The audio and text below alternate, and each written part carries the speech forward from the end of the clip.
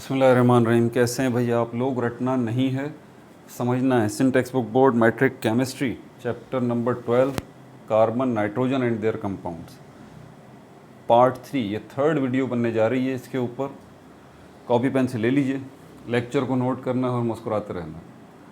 आप कार्बन की दुनिया में गुम हो जाएंगे, बिल्कुल गुम हो जाएंगे अगर तो आपने पार्ट 1 इसका नहीं देखा। अगर आपने 3 इन बुनियादी कॉन्सेप्ट्स को ना समझा, जिसको हम कहते हैं एलिमेंट, कंपाउंड और मिक्सचर, तो आप कार्बन की दुनिया में गुम हो जाएंगे। आपको समझ में नहीं आएगा कि कार्बन है क्या। तो ये ज़रा अपने कॉन्सेप्ट्स पार्ट 1 जो है वो देख लीजिए, जिन्होंने नहीं देखा। ये तो पार्ट 3 है ना, अभी इस कार्बन कॉन्सेप्ट का जो चल रहा है पार्ट 3 है। इसमें क्या क्या चीज़ें हम डिस्कस करेंगे ये मैं आपको पहले ही बता देता हूँ। इसके अंदर जो है हम carbon contents and energy values, ये मैं नाम लिख देता हूँ टॉपिक, ताकि आप लोगों को पता रहे कि आगे हम इसमें क्या क्या पढ़ने जा रहे हैं। पहली चीज़ इसी वीडियो के अंदर पार्ट 3 में हम देखेंगे carbon contents, carbon contents and energy values. ये कॉन्सेप्ट देखने जा रहे हैं, ये क्या बला है। और उसके बाद हमारे पास कुछ मिक्सचर्स हैं, ठीक है। मिक्सचर्स जैसे कि कार्बन ब्लैक है, इसको देखने जा रहे हैं। ये कार्बन ब्लैक क्या है, नाम से तो पता लग गया कि ये मिक्सचर है कार्बन का। अच्छा, उसके बाद चारकोल क्या है, इसको देखने जा रहे हैं, ठीक है। और उसके बाद फिर कंबाइंड कोक क्या है, इसको हम देखने जा रहे हैं। अच्छा, चारकोल हो गया, कार्बन ब्लैक हो गया, और कोक तीसरे नंबर पे, इसको देखने जा रहे हैं हम। ये क्या है, इसके अंदर पहले ही आपको सारी चीज़ें ये बता दूं। और उसके बाद हम जो है वो ये फ्री स्टेट्स हैं कार्बन की, ये सारी की सारी फ्री स्टेट्स हैं, इनको डिस्कस करेंगे। फ्री स्टेट मतलब ये कि हैं तो ये मिक्सचर ही, कार्बन ब्लैक भी जो है वो मिक्सचर है, चारकोल भी और कोक भी, लेकिन इसके अंदर, इस मिक्सचर के अंदर कार्बन आपको फ्री स्टेट में मिलेगा, यानी कि एलिमेंटल फॉर्म में मिलेगा, एलिमेंटल फॉर्म में मिलेगा, ठीक है। और बताता हूँ इसके अंदर और भी चीज़ें। अच्छा, उसके बाद कंबाइंड स्टेट के अंदर जो है हमारे पास, कंबाइंड स्टेट के अंदर कौन कौन सी चीज़ें आ जाती हैं, पहले ही आपको बता देता हूँ। फ्री स्टेट के अंदर तो ये हो गया, हाँ ये नोट्स बनाए हुए हैं मैंने। कंबाइंड स्टेट में हमारे पास जो है वो, इसको 1 2 3 यहाँ कर लेते हैं। नेचुरल गैस, इसमें कार्बन जो है वो कंबाइंड स्टेट के अंदर मौजूद है। और हमारे पास जो है वो पेट्रोलियम, पेट्रोलियम की जितनी मसनूआत हैं वो सब हमारे पास कंबाइंड स्टेट के अंदर आती हैं। ये सब क्या है, combined state, combined state. Combined state का मतलब कंपाउंड फॉर्म में। अब बच्चे परेशान हो रहे होंगे ना, बोल रहे होंगे sir elemental form, compound form या मिक्सचर की बात हो गई, ये क्या है भाई? पार्ट 1 देख लीजिए, क्लियर हो जाएगा। बहुत तवील वीडियो पार्ट 1 की बनाई है सारे कॉन्सेप्ट के लिए, वरना परेशान रहेंगे, पहले ही बता चुका हूँ। ये हमारे पास कंबाइंड स्टेट है या कंपाउंड वाली स्टेट है कार्बन की। ये एलिमेंटल फॉर्म हो गई या फ्री स्टेट हो गई, इनको हम डिस्कस करेंगे। और क्या है उसके बाद फिर हमारे पास कंबाइंड स्टेट के अंदर ही ये बेसिकली ऑर्गेनिक कंपाउंड्स हैं,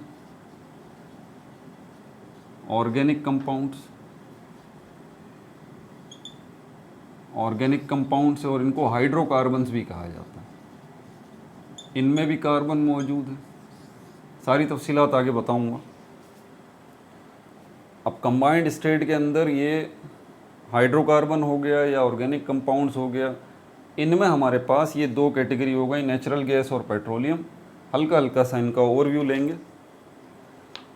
इसके अलावा कंबाइंड स्टेट में हमारे पास इनऑर्गेनिक कंपाउंड्स में अब यहाँ पे नीचे लिख रहा हूँ मैं, तीसरी कैटेगरी जो कंबाइंड स्टेट के अंदर दूसरी कैटेगरी, ठीक है। कंबाइंड स्टेट में पहली कैटेगरी ये हाइड्रोकार्बन वाली आ गई, यानी कि ऑर्गेनिक कंपाउंड्स वाली आ गई, जिसमें दो टाइप्स हम देखेंगे, नेचुरल गैस और पेट्रोलियम गैस, ठीक है। ध्यान से सुनिएगा ज़रा। और कंबाइंड स्टेट में ही हम एक और चीज़ देखने जा रहे हैं, ये क्या है, ये हमारे पास inorganic compounds, inorganic compounds, inorganic compounds. इनमें हमारे पास क्या क्या आ जाते हैं, इसमें ऑक्साइड्स आ जाते हैं हमारे पास, नंबर 1, और नंबर 2 हमारे पास जो है वो कार्बोनेट्स आ जाते हैं, मेटल कार्बोनेट्स, मेटल कार्बोनेट्स कहलाते हैं, ठीक है भाई, मेटल कार्बोनेट्स कहलाते हैं। ऑक्साइड्स में हमारे पास टाइप्स कौन कौन सी हैं, इन सबको भी यहाँ डिस्कस करते हैं, ठीक है, 1 बाय 1। तो पहला जो हमारे पास टॉपिक है ना, ये वाला carbon content and energy value, ज़रा इसको देख लें। तो ये पहले आप नोट कर लें, ठीक है, ताकि आपको पता रहे इस वीडियो के अंदर हम क्या क्या डिस्कस करने जा रहे हैं। वैसे मेरी कोशिश ये भी है कि एलिमेंटल कार्बन को भी इसी में डिस्कस कर लिया जाए, लेकिन थोड़ा सा कन्फ्यूजिंग हो जाएगा वो, तो उसको हम छोड़ते हैं। जिसके अंदर वो हमारे पास एमरफस फॉर्म्स आ जाती हैं कार्बन की, और क्रिस्टलाइन फॉर्म्स आ जाती हैं। पता है आपको, एमरफस फॉर्म में भी काफ़ी चीज़ें हैं, और क्रिस्टलाइन फॉर्म में भी डायमंड है, ग्रेफाइट है, बकी बॉल है, उसको बाद में डिस्कस करेंगे, वरना फिर कन्फ्यूजन हो जाएगी। उसको एलोट्रोपिक फॉर्म्स के साथ डिस्कस करेंगे। इसको मिटा दूँगा। तो क्लियर है ये बात आपको कि अभी हम क्या क्या डिस्कस करने जा रहे हैं इसके अंदर। शुरू में आपको बता चुका हूँ मैं, हमारे पास कार्बन 3 हालतों में दस्तयाब है, एलिमेंटल फॉर्म में भी है, कंपाउंड फॉर्म में भी है, और मिक्सचर फॉर्म में भी कार्बन जो है वो मौजूद है। ये जो बात हो रही ना कार्बन कंटेंट्स की, कंटेंट का मतलब होता है पार्ट या शेयर या हिस्सा, ठीक है। ये किस कार्बन की बात की जा रही है, जो मिक्सचर है। मिक्सचर क्या होता है, 2 या 2 से ज़्यादा चीज़ों का इज्तमा एक जगह, जो कि आपने इकट्ठी कर दी हैं, मिक्स कर दी हैं, वो सिर्फ मिक्सचर है। वो अंदर जाके वो मिक्स होने के बाद उन्होंने केमिकली आपस में कोई रिएक्शन नहीं किया, कोई वहाँ पे केमिकल बॉन्ड नहीं बने, कोई इलेक्ट्रॉन्स का लेन देन नहीं हुआ, ठीक है, कोई इलेक्ट्रॉन्स की शेयरिंग नहीं हुई उनके एटम्स के दरमियान, बल्कि वो सिर्फ आपको अपनी आँख से जो नज़र आ रहा है एक मिक्सचर हो गया, आपने मिक्स कर दिया। अगर आप इंटरनली उनको पार्टिकल लेवल पे जाके देखेंगे तो वहाँ पर कोई रद्द-बदल नहीं हुआ। अब भी पार्टिकल लेवल पे एक चीज़ के एटम उसी तरह हैं, मॉलिक्यूल उसी तरह हैं, दूसरी चीज़ के एटम उसी तरह हैं, उसके मॉलिक्यूल उसी तरह हैं, तीसरी चीज़ अगर 3 चीज़ों का मिक्सचर बना है या 4 चीज़ों का मिक्सचर बना है, उनके पार्टिकल लेवल पे आप जाएंगे तो वहाँ पर आपको कोई बदलाव महसूस नहीं होगा। हाँ, आपकी आँख जो है वो बता रही होगी कि भाई ये तो कोई चीज़ नई बन गई है। मिसाल के तौर पर अगर आप सॉल्ट सॉल्यूशन ले लीजिए, ठीक है, या आप पाउडर ले लें, टेल्कम पाउडर जो होता है, या फिर उसके साथ ये रेत जो होती है सैंड, ये टेल्कम पाउडर ले लें, रेत ले लें, और उसके बाद चौक का चूरा जो होता है, डस्ट उसका पाउडर होता है चौक का, जो क्लासों में इस्तेमाल होती है क्लासेस में, वो उसको आप पाउडर करके मिक्स कर लें, उसका चूरा बना लें, तो दिस इज़ कॉल्ड मिक्सचर। तो आपने तीनों चीज़ों को एक जगह पे मिक्स कर दिया, तो क्या हुआ, क्या चौक जो कैल्शियम कार्बोनेट है, क्या उसने कोई केमिकल रिएक्शन किया उसके मॉलिक्यूल्स ने, फार्मूला यूनिट्स ने आगे जाके उसके साथ, उसके एटम्स ने दूसरे उसके साथ जो सैंड के मॉलिक्यूल्स हैं, सिलिकॉन डाइऑक्साइड, उसके साथ नहीं, कुछ भी नहीं हुआ। आपको क्या नज़र आ रहा है, आपको एक मिक्सचर नज़र आ रहा है। समझ में आ गई बात। तो ये जो मैं कार्बन कंटेंट्स की बात कर रहा हूँ, ये मिक्सचर्स की बात हो रही है। अब इसमें एक तो मिक्सचर होगा, एक चीज़ होगी इसमें कार्बन बजाते खुद, और दूसरी चीज़ होंगी अदर थिंग्स होंगी। अदर थिंग्स कुछ भी हो सकती हैं, वो हमारा टॉपिक नहीं है। अदर थिंग्स, कार्बन के साथ कोई दूसरी चीज़ मिक्स हुई हुई है, तीसरी हुई हुई है, चौथी हुई हुई है, पांचवी हुई हुई है, वो हमारा टॉपिक नहीं है। कार्बन ये टॉपिक है कि कार्बन जो मिक्स हुआ हुआ है इसके अंदर, उसकी अपनी हैसियत क्या है, ये है बड़ा अहम सवाल। कार्बन की अपनी हैसियत एलिमेंटल है। क्या है? एलिमेंटल स्टेट के अंदर है। कार्बन इसके अंदर, यानी कि आप इस मिक्सचर में से जब इन चीज़ों को अलग करेंगे ना, मिसाल के तौर पर, या मिक्सचर्स की कुछ एग्जाम्पल बता देता हूँ यहाँ पर आपको। शुरू में भी आपने देखा होगा जैसे कि वुड है, इसमें भी कार्बन की एक मिकदार मौजूद है, और उसके बाद जो है वो पीट है, उसके बाद जो है वो लिग्नाइट है, उसके बाद बिट्यूमेन है, और उसके बाद जो है वो एंथ्रासाइट है। ये क्या है? ये जो नाम आपके सामने मैंने 5 के 5 रखे हैं, ये सब के सब मिक्सचर्स हैं कार्बन के। हमने इन मिक्सचर्स के अंदर देखना है कि कार्बन जो कि खुद एलिमेंटल फॉर्म में इसमें मिक्स हुआ है, कंबाइंड स्टेट में नहीं हुआ। कार्बन इस शक्ल में नहीं है कि जैसे कि ये कंबाइंड स्टेट भी दिखा दूँ ज़रा। ये कार्बन डाइऑक्साइड है, कार्बन मोनोऑक्साइड है, कैल्शियम कार्बोनेट है। इन तीनों के अंदर आप देख लें, आपको जो है वो कार्बन नज़र आ रहा है। इस शक्ल में कार्बन नहीं होगा, इस शक्ल में होगा, सी सी सी सी सी, इस शक्ल में होगा। एलिमेंट कहते ही उन चीज़ों को हैं जिसमें सारे एटम एक ही फैमिली के हों। तो जब मैं कह रहा हूँ कि ये जो वुड है, इसके अंदर जो कार्बन होगा वो प्योरली जो है वो एलिमेंटल फॉर्म में होगा, ठीक है। इस शक्ल में नहीं होगा कि वो उसने किसी के साथ वो अंदर जो है वो कंपाउंड की शक्ल में मिक्स, क्योंकि मिक्सचर देखिए, मिक्सचर तो एलिमेंट का भी बन सकता है, मिक्सचर जो है कंपाउंड्स का भी बन सकता है, मिक्सचर और एलिमेंट और कंपाउंड का भी हो सकता है। बहरहाल जिन्होंने पार्ट 1 देखा है उन्हें तो कोई परेशानी नहीं है, वो तो समझ ही रहे हैं। अब ये हमारे पास वुड है, पीट है, लिग्नाइट, ये सब के सब मिक्सचर्स हैं। अब हम ये देखना चाहते हैं कि ये कार्बन जो है एलिमेंटल स्टेट में इसमें मौजूद है इस मिक्सचर के अंदर, ठीक है। वुड जो है एक मिक्सचर है, इसमें और भी चीज़ें, तो कार्बन की परसेंटेज इस वुड में कितनी है? अगर 1 किलो लकड़ी रख ली जाए, उसमें कार्बन की मिकदार कितनी होगी? पीट जो है 1 किलो ले लिया जाए, और लिग्नाइट जो है, बिटुमेन है, एंथ्रासाइट है, इन सबको 1 kg आप बाज़ार से ले आएँ, तो उसके बाद आपको कैसे पता लगेगा कि इसके अंदर कार्बन की मिकदार कितनी है? ये है बड़ा अहम सवाल, क्योंकि उसने कहा carbon contents and energy values, carbon contents and energy value. तो ये कार्बन कंटेंट मतलब कार्बन का पार्ट या शेयर या हिस्सा किसके अंदर? इन मिक्सचर्स के अंदर कार्बन का शेयर, कार्बन कितना परसेंट है इसके अंदर, 20% है, 30% है, 50% है, ये हम जानेंगे। और दूसरी क्या चीज़ जानेंगे? Energy values. एनर्जी वैल्यूज़ क्या होती हैं? कार्बन का यूज़ क्या है, उससे आपको अभी बताता हूँ कि कार्बन का बुनियादी तौर पे दुनिया भर में यूज़ क्या हो रहा है। इसको मिटा दूँ, कार्बन का यूज़ क्या हो रहा है। जो एलिमेंटल कार्बन है, 2 किस्म के कार्बन्स का बता रहा हूँ जिनका दुनिया में यूज़ हो रहा है। एक तो ये मिक्सचर वाला है, इसका यूज़ बता रहा हूँ, ठीक है। एलिमेंटल कार्बन का नहीं बता रहा, क्योंकि इनमें से कार्बन को अलग नहीं किया जाता, बावजूद ये कि ये तो मिक्सचर है, कार्बन अभी भी इसमें अपनी असली हालत में मौजूद है। दूसरी चीज़ें भी मौजूद हैं, लेकिन कार्बन इसमें अपनी असली हालत में मौजूद है। तो इनको इसी तरह इस्तेमाल किया जाता है। आप बाज़ार चले जाइए 1 kg लेके आ जाइए आप, सबका सब ये 1 kg जो है वो आप वुड भी ले आइए, 1 kg जो है वो आप पीट भी ले आइए, 1 kg जो है वो आप लिग्नाइट भी ले आइए, 1 kg जो है वो आप बिट्यूमेन भी ले आइए, और 1 kg जो है वो आप एंथ्रासाइड भी ले आइए। अब आप कैसे इसका अंदाज़ा लगाएंगे कि इसके अंदर कार्बन की मिकदार कितनी है? हम यही तो जानना चाहते हैं ना, कार्बन कंटेंट्स। तो उसका आसान तरीका ये है कि आप इसको आग लगा दीजिए।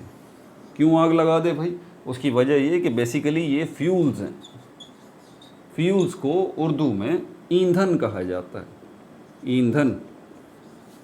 ईंधन या फ्यूल का आसान सा मतलब क्या है? वो सारी चीज़ें जो कि दुनिया में जलाने के मकसद के लिए इस्तेमाल की जा रही हैं। कई तरीके से उनको बर्न किया जाता है, जलाया जाता है। मिसाल के तौर पर आप गैस को ले लीजिए, वो भी फ्यूल है। पेट्रोल को ले लीजिए, वो भी फ्यूल है। गैस की जितनी इकसाम हैं सब फ्यूल कहलाएंगी। पेट्रोल की जितनी इकसाम है सब फ्यूल कहलाएंगी। कोयले की, ये नॉर्मली इनको क्या कहा जाता है? कोयले की मुख्तलिफ़ इकसाम, कोयले की मुख्तलिफ़ वैराइटीज़ आम ज़िंदगी में इनको कहा जाता है। आप शॉपकीपर के पास जाएंगे, बोलेंगे एंथ्रासाइड दे दो, उसको समझ में नहीं आएगा क्योंकि लोकल आदमी है, तो केमिकल टर्म है। तो उसको बताया अच्छी क्वालिटी का कोयला दे दो भाई, तो वो जो है वो एंथ्रासाइड निकाल के दे देगा आपको, अगर उसके पास है तो, वरना नॉर्मली ये आम जगहों पे ये मिलते नहीं हैं। बहरहाल तो ये किस लिए इस्तेमाल हो रहे हैं? बर्निंग पर्पस के लिए इस्तेमाल हो रहे हैं दुनिया भर में, ठीक है। कोयले को भी बर्न किया जाता है, गैस को भी बर्न किया जाता है, और पेट्रोल को भी बर्न किया जाता है। अब मुझे ये बताने की ज़रूरत नहीं है कि पेट्रोल और गैस का इस्तेमाल जो है घरों में भी हो रहा है, और पेट्रोल का इस्तेमाल जो है वो गाड़ियों में भी हो रहा है, मशीनें भी चल रही हैं, ठीक है, और जगह जगह इनका जो है वो यूज़ हो रहा है। ये फिर मेरा टॉपिक नहीं है, कभी इसके ऊपर तफसीली वीडियो बनाऊंगा तो आपको कार्बन के हवाले से बताऊंगा भी कि कार्बन जो है सिर्फ इसका यूज़ जो है वो दुनिया भर में किन किन जगहों पर हो रहा है। बिजली बनाने के लिए इस्तेमाल किया जा रहा है। बिजली किससे बनती है, ये बात मैंने पहले भी बताई थी आपको। देखें बात चलती है ना, फिर रोकना खुद को थोड़ा सा मुश्किल हो जाता है, क्योंकि इसका पर्सपेक्टिव समझे बगैर जो है ना फिर आपको मज़ा भी नहीं आएगा। बिजली बनाई जाती है दुनिया में, कैसे बिजली बनाई जाती है भाई? बिजली बनाई जाती है पानी से। पानी से कैसे बनेगी? पानी को बॉयल किया जाएगा। पानी को बॉयल कैसे करेंगे? इन्हीं से तो करेंगे। पानी को बॉयल करने के लिए या तो आपको कोयले की वैरायटी चाहिए, इसको जलाएंगे ये हीट देगा ना, उससे पानी बॉयल होगा, उससे स्टीम मिलेगी, और स्टीम जो मिलेगी उस स्टीम से क्या होगा? टरबाइन चलेगा। टरबाइन क्या करेगा? टरबाइन आगे जनरेटर को चलाएगा। जनरेटर जो है वो बिजली बनाता है। असल में हम ये कहते हैं ना कि पानी से बिजली बनती है, तो पानी से बिजली नहीं बन रही भाई। किसने कहा आपसे पानी से बिजली बन रही है? किसने कहा आपसे कचरे से बिजली बन रही है? नहीं नहीं नहीं, ना पानी से बिजली बन रही है, ना कचरे से बिजली बन रही है। बिजली जो चीज़ बनाती है उसको जनरेटर कहते हैं, जो कि आपके घरों में भी है। बना रहा है ना जनरेटर बिजली। आजकल तो लोड शेडिंग है, पता होगा आपको, जनरेटर बिजली बना रहा है। तो अंदर क्या कोयला भरा हुआ है? क्या है? कोयले से बिजली बन रही है? नहीं, जनरेटर बना रहा है। इस जनरेटर को जो चीज़ चलाती है उसको टरबाइन कहते हैं। इसको चलाने के लिए स्टीम चाहिए। ये किससे मिलेगी? वाटर से मिलेगी। कब मिलेगी? वाटर को जब बॉयल किया जाएगा। और बॉयल करने के लिए आपको क्या चाहिए? आपको फ्यूल चाहिए। और ये रही वो सारी फ्यूल्स, ये रही वो सारी फ्यूल्स। अब समझ में आई बात आपको? क्यों पूरी की पूरी मशीनरी दुनिया की, जितनी भी मशीनरी है, बड़ी बड़ी टेक्सटाइल्स हैं, फैक्ट्रीज़ हैं, दुनिया भर में बड़े बड़े कारखाने लगे हुए हैं, कुछ भी कर रहे हैं, मशीनें चल रही हैं वहाँ पर। किससे चल रही हैं भाई मशीनें? मशीनें चल रही हैं बिजली से। बिजली कौन बना रहा है? जनरेटर। जनरेटर को कौन चला रहा है? टरबाइन। टरबाइन के लिए क्या चाहिए? स्टीम। स्टीम के लिए क्या चाहिए? पानी। पानी को बॉयल करने के लिए क्या चाहिए? फ्यूल। ये रहा है फ्यूल। कोयला की अकसाम है ये सारी की सारी। समझ में आ गई बात? अब क्या, जितना ज़्यादा कोयला जलेगा जितनी देर तक, वो अच्छा कोयला कहलाएगा। जो कम जलेगा वो अच्छा कोयला नहीं कहलाएगा। इसी को हम कहते हैं एनर्जी वैल्यूज़। इसी को हम कहते हैं एनर्जी वैल्यूज़।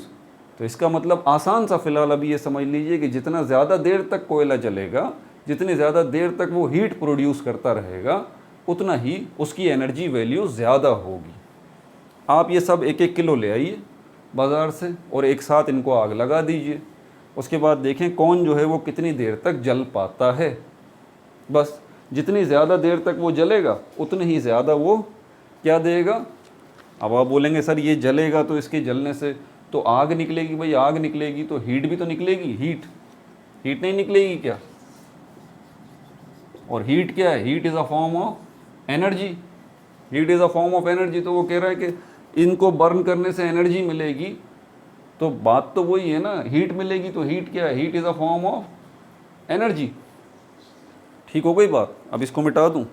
अब देखें इसी से कितनी बात निकल गई है। अब आगे और चलते हैं अभी इसके अंदर।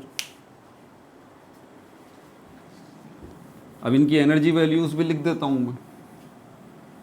कौन कौन सी एनर्जी वैल्यूज़ हैं?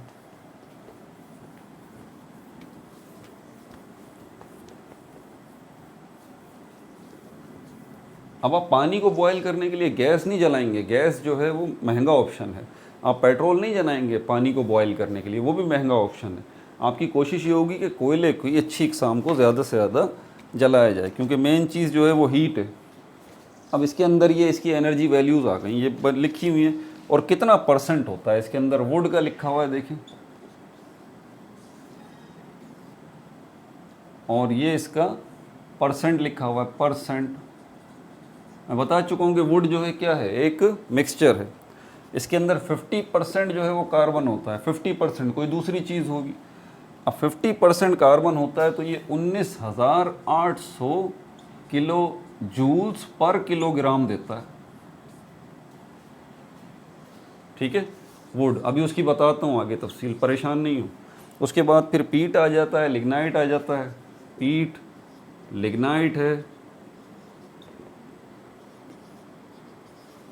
और क्या हमारे पास, बिट्यूमेन है, एंथ्रासाइट है, एंथ्रासाइट, सब मिक्सचर्स हैं। इन चारों को तो उर्फ़ आम में कोयले की ही मुख्तलिफ किस्में कहा जाता है। लकड़ी को जलाएंगे, इसमें ये 50% इसमें कार्बन होता है, तो ये 19,800 किलो जूल्स पर केजी। ये जे जो है ये जूल है, और ये जूल किसका यूनिट है, ये यूनिट ऑफ एनर्जी है, यूनिट ऑफ एनर्जी है। यहाँ पर कौन सी स्टेट की, कौन सी फॉर्म ऑफ एनर्जी की बात हो रही है, हीट की बात हो रही है। ठीक है, अच्छा, किलो जूल्स पर किलोग्राम, 1 किलो। अब इसको मैं इंटरप्रेट बाद में करूँगा ज़रा तसल्ली से। यहाँ पर बुक में थोड़ी सी मैं करेक्शन कर दूँ, यहाँ पर पीट का लिखा हुआ है कि पीट में 59.9% जो है वो क्या होता है, इसमें कार्बन होता है। मैंने ज़रा इसको चेक किया है कि ये 59, ये 45% होता है। पीट में जो है वो 45% कार्बन होता है। अब 45% इसमें कार्बन होगा तो ऑटोमेटिकली यहाँ पर एनर्जी वैल्यूज़ देखें कम मिलेंगी आपको। ये मिल रहा है 19,800 किलो जूल्स पर किलोग्राम। अब ये कितना दे रहा है, ये आपको 18,700 दे रहा है, 18,700 किलो जूल्स पर किलोग्राम।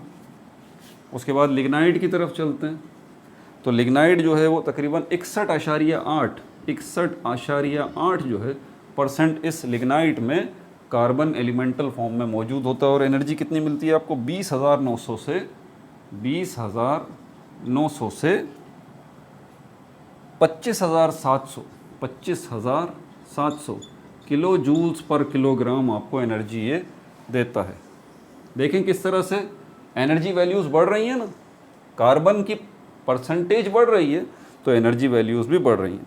अच्छा, बिटुमेन जो है वो उससे ज़्यादा अच्छा है, तो इसमें 78.7 जो है वो 78.7 78.7% इसमें कार्बन कंटेंट होता है। और ये 32,100 किलो जूल्स पर किलोग्राम जो है वो एनर्जी देता है आपको। ठीक है, एंथ्रासाइड सबसे ज़बरदस्त किस्म का है, इसमें 91% जो है वो कार्बन होता है इस एंथ्रासाइड के अंदर, 9% कुछ दूसरी चीज़ें होती हैं। तो इसीलिए ये जो एनर्जी आपको देगा ये 32,600 किलो जूल्स पर किलोग्राम देगा।